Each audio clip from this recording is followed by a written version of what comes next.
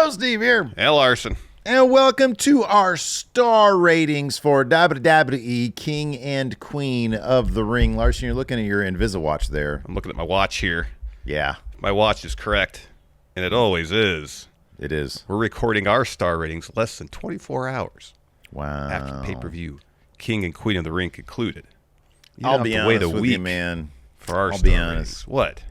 I know we got to wait a week for Those other guys. But it's been 24 hours. Hey, I I'll be feel honest, like it's on me. That's true. It's on me. And I totally blame you on this one. I had stuff I'd do after we finished our review yesterday. Yeah. Unavoidable. Oh, man. But, at Backlash, no, we set a high bar because we did our star ratings right afterwards. I know, Again, and that's the thing. Circumstances dictated that to be the case. Circumstance, schmircumstance, right? We got to raise the bar every single time. So question. Yeah. Are we going to do our star ratings for Double or Nothing at 10:30 tonight? No, it's AEW. Who cares? Let's talk about WWE, where the real wrestling happens, Larson. Oh, my goodness. E-Drone Steve in full effect today. So we got 5 matches we're going to give our star ratings for. I only caught the very end of the pre-show match. Did you watch the pre-show match? Oh, yeah. I watched most of it, but I didn't give it a star rating. Yeah. 8 stars for that tag team finisher. Yeah, that's that tag finisher of Jade and Bianca. Outstanding. Pretty cool. Yeah, outstanding. Man. Yeah. All right, we got 5 matches. Let's kick things off with the first match on the main card. That would be Liv Morgan becoming the new WWE World's Women's Champion. Mm-hmm. Actually, I think it's just World's Women's Champion. I don't know if they put the WWE in front of it. I'm still trying to wrap my head around the names of these new titles. They keep changing. Honestly think even they don't know really what changing. it is. It's a nebulous type thing. Anyways, Liv Morgan, new champion, defeating Becky Lynch. Steve, what'd you give this match? I like this match well enough. I thought it was the weakest one on the card, and I don't even really know why, to be honest with you. I just wasn't really feeling it. Maybe it's the story leading into it. Liv Morgan just doesn't interest me all that much. Maybe that'll change with her actual title reign. That said, I didn't give it a bad rating. I gave it 3.5 stars. I thought it was a good match. I thought it was a good match. Nothing really special. Kind of saw that finish as soon as Dominic showed up. Kind of saw the general idea of the finish coming a mile away. Yeah. No, I don't disagree with that. To preface, not just the star rating for this one, but all of them. Pretty much all my star ratings for the show are in a very similar window. Because I thought every match was either good to very good. The rest of mine are definitely in a similar window. But I don't know if any of them really went beyond really good. You know what I mean? I can't think of a match on this card in particular that was like a match of the year contender. But they were all good to very, very good matches. So yeah, I agree. You're going to hear a lot of the same scores coming up, I'll tell you that. I guess I was a little higher on this match than you. Not by a ton. A 1/4 star. I gave it 3 3/4 stars. Okay. I thought it was good. I thought the pace was great. Once Dom came out to see, his motivation was to prevent Liv from winning.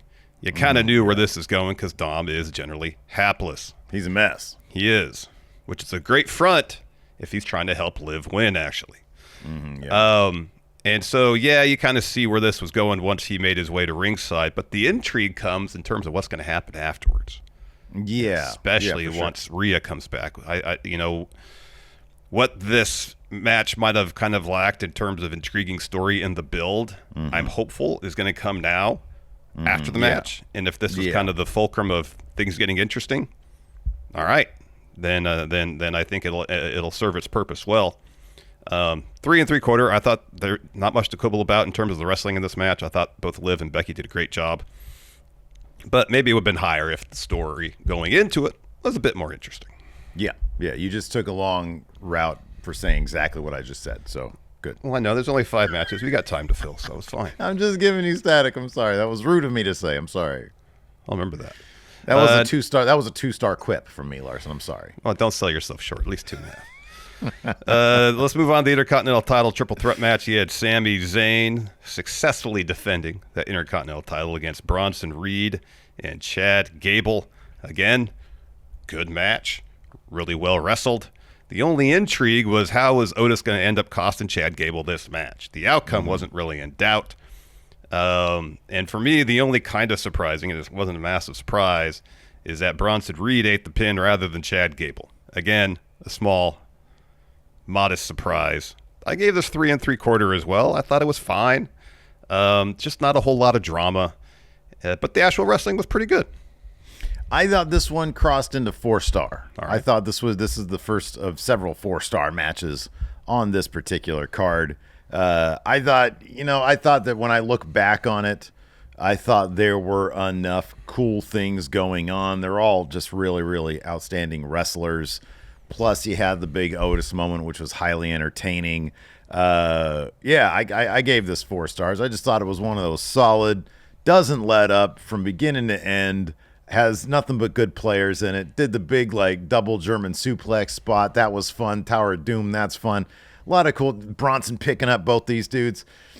Kind of hey, what cool shit can we do? Let's go ahead and do it. To me, that's a super entertaining match. 4 stars. Solid 4. All right. Next, bitch. Queen of the Ring finals. Nia Jax.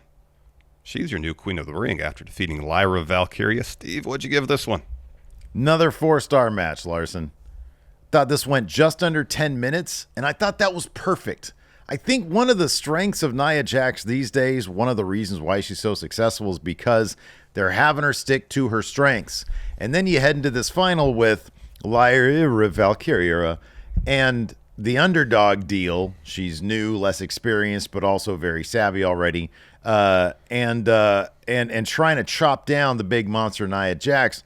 Very simple story, but took a lot of different creative routes, including that amazing finish. Finish was off the charts. Right, which boosted it up probably an extra 1/2 star for me, because that finish was out of nowhere. It was awesome. Nia is a perfect choice for Queen. She took on, if you think about it, it's crazy. On the road to getting here, she took out both, and I don't care how she did it, she took out both the dominant women's tag team champions right now. Mm-hmm. So I thought that was a cool road for her. So the totality of all this, and then the match itself, I just thought the match itself was just super entertaining. They stuck to a story, told it very effectively, very creatively. 4 stars for this match. See, I'll be super efficient in my star rating for this bout. I think you're right when you said this is probably a 3.5 star bout. Boosted a 1/2 star due to the finish and the way Nia sold the finish. Crossing her arms, smirk on her face. She knew it was over. Yeah, man. She's on the family tree, so throw your 1 up, Larson. But she's not an official member of the Bloodline faction. That's when I throw my 1s up. She's on the tree. 4 stars. Yeah, agreed. Next, bit. King of the Ring finals. You got Gunther. He's your new King of the Ring. Versus Randall Keith Orton. What? Is he king even if he doesn't put the crown on, Larson? Yeah, I mean, he won the title of King of the Ring, even if he doesn't put the crown on. I think you need the crown on. But I don't think you need to wear the crown. He has the crown. He has it. It's in his possession. I know there are some people quibbling with the finish, but I think that was more so the execution. Apparently, they're going to address that. Triple H had a promo interview after the show where he's like, I think justifies a rematch. Says ref's decision is final. Gunther is King of the Ring, but hey Randy, I got some bad news. You got to go out there and do the job again. Exactly. You couldn't get both shoulders down, you big dumb. But I thought the idea behind the finish, where Gunther throughout this whole tournament, just an unstoppable pro wrestling machine, is Gunther. Yeah, he can dismantle his opponent in a variety of ways, sometimes all within the course of the same match. Orton is a great foil for Gunther because Orton sells. He knows how to sell. Every limb, every body part Gunther was working, Orton was selling it just about perfectly. I thought this was the best match of the night. I gave it 4.25 stars. I gave it 4.5 stars.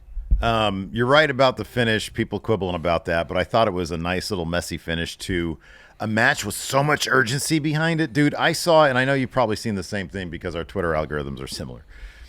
At least 2, maybe a third Twitter threads breaking down the story of this match and what Gunther does to his opponents, and tracking the history of how he's done this type of stuff before. And it makes it so much more interesting And it makes me wish that they had like director commentary tracks or wrestler commentary tracks on these where they can break down, hey, this is why I did this here, this is why I did this there, et cetera, et cetera. Because I think especially for Gunther matches, that could be something that's so interesting. Instead, we get, Twitter people doing it, which is fine. And yeah, it gave me a whole new appreciation. I didn't notice when Randy went for that pin on that Gunther chopped the bad leg, and that's how he got Randy up, and that's how he got the shoulder up. I thought that this match was absolutely fantastic. I'm sad that like so much of the discourse around it does unfortunately center around that finish, and I'm really glad that Triple H had that little promo afterwards. Hey, everybody notices this thing. Let's talk about it. Let's get it out there. We're not going to try to rush past this and ignore it. So I don't know how they're going to handle that. Maybe they'll ignore it from now. Triple H said what he had to say, and he's like, "We'll push it down the line." Well, I don't know. He's like, Randy's not like beat up, not really ready for a match now. But once he is, then we'll have it. Yeah, right, exactly. Just whenever. So probably maybe Money in the Bank they'll do the rematch. Brand versus brand. But no, thought it was great. 4.5 stars. Move on to our main event. This is for the undisputed. Again, it's confusing name of these titles. No, you're right. You're good. WWE Undisputed, even though there's another World Heavyweight Championship. Okay, you just got to let that one go. WWE Undisputed Championship, where Cody defeated Logan Paul to successfully retain the title. What? Is there any dispute over who is top guy in WWE right now? No. But okay. On principle, when you have 2 world championships, then one can't be undisputed. No. Because there's Cody dispute Rhodes who's top Logan champion. Paul. But anyway, Who goes Cody first? versus. You can go first. Fine. All right, 4 stars. Agreed. Thanks for joining us, everybody. Look, man, you sort of see now the pattern with Cody Rhodes, what they're doing. They're going to establish him with strong challengers, putting on really, really good matches. Can't really quibble with that approach until he gets to put him up, the final boss, or maybe the returning Roman Reigns. There you go. Yeah, keeping up for Cody.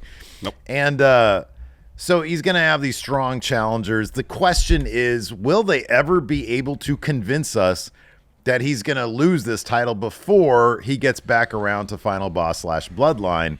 I don't know about that. Like, are they going to be able to convince us that Randy Orton could beat him at SummerSlam if that's the match? I hope they're able to, because that's where the good stuff is. Put some doubt in our mind. That's why this match didn't go any higher, because everybody knew what the outcome was going to be. That being said, they told us a straight-up entertaining story in that match. He had that cool drone shot that everybody's talking about. Logan Paul, from his worked punches to his selling down to the littlest detail, this dude is a really good pro wrestler, and you love to see it. And then, of course, the finish. I'm Cody Rhodes, bitch, is what he says. Wow. And then drops him with the 3 crossroads. 4 stars. That's going to do it for our star ratings. Please let us know what your guys' star ratings are for all these matches in the comments below. Thanks for watching. Till next time, we'll see you around. Goodbye.